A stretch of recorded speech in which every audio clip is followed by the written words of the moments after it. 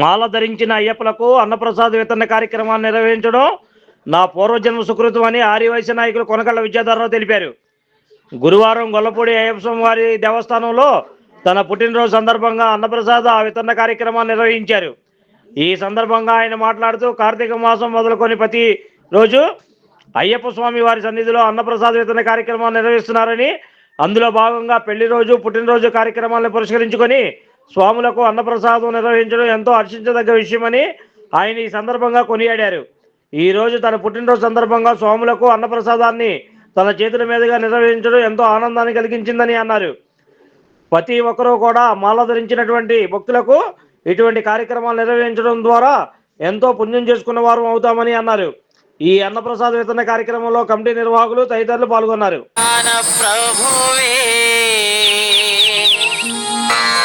శరణమయ్యప్ప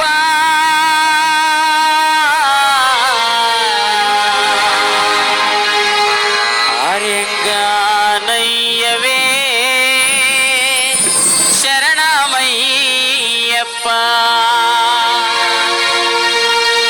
అన్నదాన ప్రభువే శరణమయ్యప్ప ఆర్యంగానయ్యవే శరణమయ్యప్ప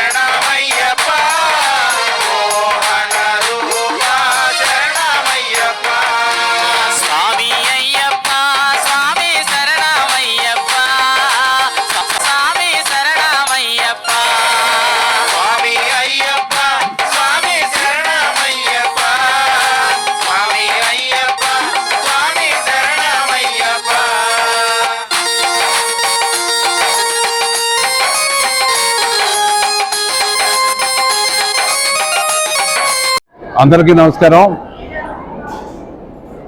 కార్తీక మాసం నుంచి జనవరి సంక్రాంతి పండుగ వరకు గొల్లపూడిలో ఉన్నటువంటి ప్రముఖ దేవస్థానం అయ్యప్ప దేవాలయంలో కమిటీ తరఫున మేమందరం ఇక్కడ అన్నదాన కార్యక్రమం, ఇక్కడ అయ్యప్ప భక్తులు, భవానీ దీక్షపరులు, మరి వారితో పాటు వచ్చేటువంటి భక్తులకి ప్రతిరోజు 3000 మంది పైగా తగ్గకుండా ఈ 60 రోజుల పాటు అన్నదాన కార్యక్రమం నిర్వహించడం చాలా సంతోషంగా.